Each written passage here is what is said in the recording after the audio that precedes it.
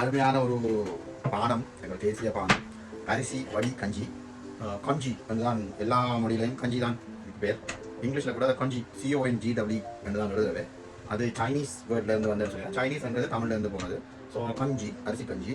அதுக்கு கொஞ்சம் தேங்காய் பாலும் விட்டுட்டு கொஞ்சம் உப்பு போட்டுட்டு அதே சிரட்டையிலேயே இப்போ குடிக்க போகிறோம். இது சின்ன வயசில் எங்களுக்கு வயல்வெளியில் பெரிய ஆக்கள் மூத்தவை, வயசுக்கு மூத்தவை எங்களுக்கு அப்படி செய்து காட்டியிருக்கணும்.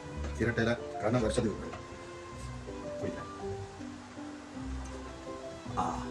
அப்படியே ஊர், வயல்வெளி, புல்வெளி, நெல்வயல், காணி, அப்படியே வரம்பு, அதான நீர்ப்பாசனம், வாய்க்கால், மண்வெட்டியால் வெட்டி திருப்பது எல்லாம் கண்முனுக்கு வந்து போகும்.